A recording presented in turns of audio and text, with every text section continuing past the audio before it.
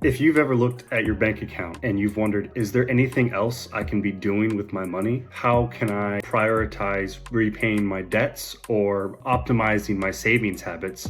Then this video is for you. I want to tell you about how I personally map my money and make it move for me and make it work towards the savings goals I have personally.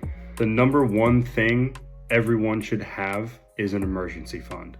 Me personally, I have $10,000 saved up in case anything happens. The conventional wisdom I've learned is you want to maintain around 3 to 6 months of expenses. Once you build up 3 to 6 months of living expenses, that's gonna give you the comfort and ability to actually do more with the money you have. Instead of worrying about where am I gonna meet this $2,000 car repair bill that comes in, if you need the money, you have it there, and that sets you up fantastically for the rest of your goals you might have. The number two thing that everyone needs to do is if you have a 401k, get the match. Most of you, if you work 9 to 5, should be automatically enrolled in your employer's program. Please ensure and verify that you are matching and contributing the percent amount that your employer will match to. It is quite literally free money. I'm contributing 15% of my post-tax income into a Roth 401k. My company does have the option of choosing between a traditional and a Roth 401k. So I'm getting a 6% match on that contribution. All told, that is a total of 21% savings from my income on just the 401k. Now, some of you also might be struggling with high interest debts such as car loans, student loans, credit card bills, and you might be wondering, how do you prioritize those debts with savings goals? If you have anything that is over a 7 or 8% interest rate, unless it's a mortgage, which unfortunately some of those are almost that high now, I believe that you should prioritize paying those off stat. I believe it's better to have and prioritize paying down that high interest debt for your own peace of mind and to free up that cash sooner rather than later for you to then use it and make it work for you in different investments. The way I chose to prioritize my debt payments were for my peace of mind.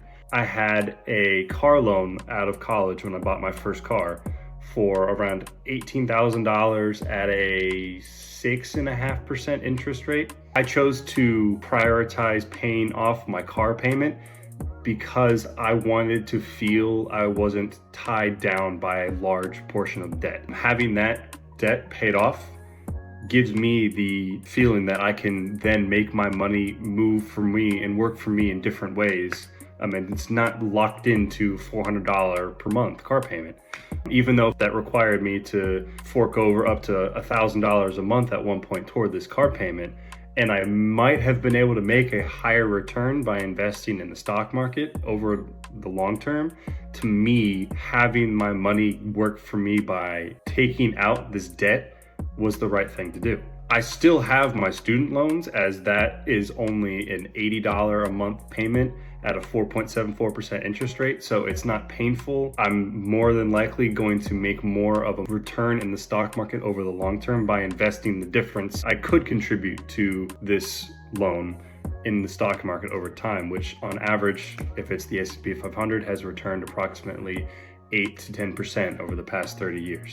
Now, if you've done the emergency fund and the 401k, then the next best retirement account you can start investing to now is a Roth IRA. Currently, I have the $10,000 emergency fund I mentioned, so I don't have to worry about contributing to that. So what I do is every week in my brokerage account that I use called M1 Finance, I'm not sponsored by them, but I love them, by the way. They're a great, fantastic app. I will transfer in $350 every Monday. I have an automatic transaction from my checking account that goes into this high yield savings account in my M1 account that's set at a $10,000 target.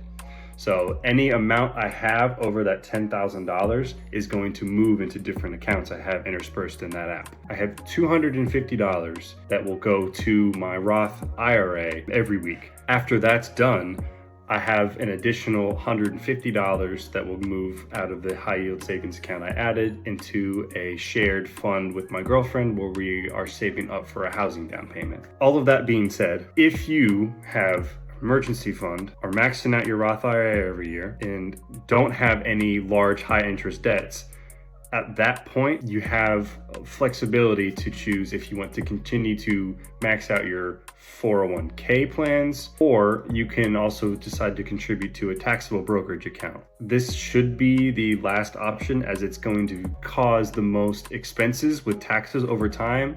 Any dividends you get from your investments, or any time you have to sell a stock for a profit, you're going to be taxed on those sales.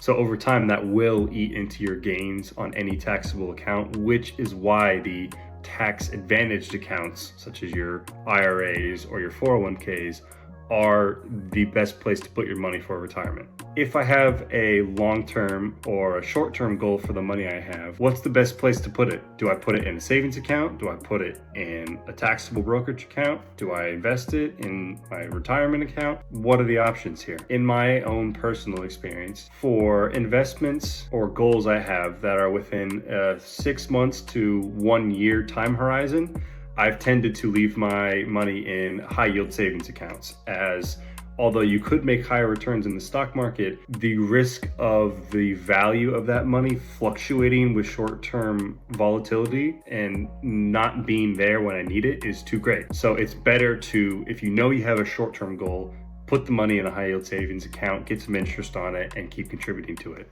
If you have a 3 to 5 year time horizon on a goal, for me, I've kept some money in a taxable brokerage account and collected dividends and reinvested that money over time, as I know I've been kind of waiting to use that for maybe a housing down payment or some other option. If you're invested for the long term, so give it 10, 15, 20 years, at that point, I'm assuming you're going to be using it for retirement. So if you are, the absolute best thing you can do is take advantage of the 401ks or your IRAs.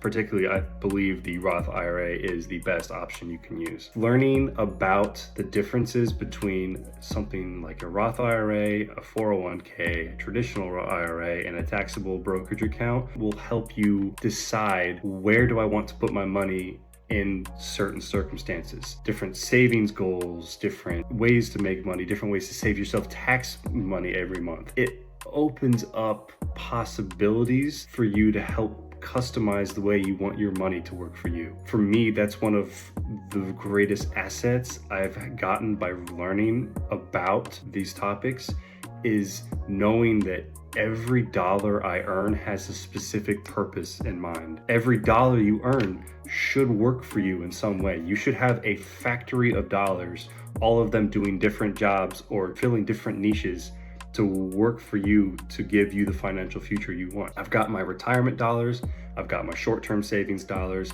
I've got my debt paying dollars. They all have a job.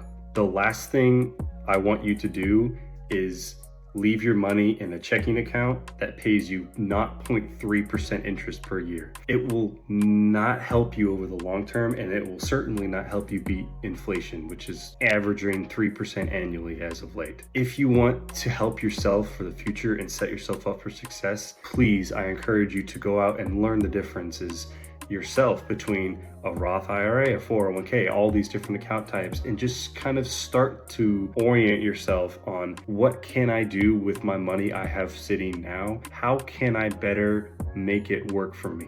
That's the question I want you to ask yourself. Everything I have works for me in a certain way. I would almost consider myself cash poor, because all of the money that comes into my checking account immediately leaves to go to different savings accounts, paying off debt and working for me.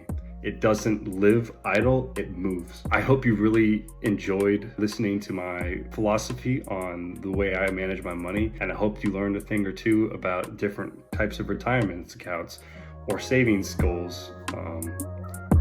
Thank you for listening.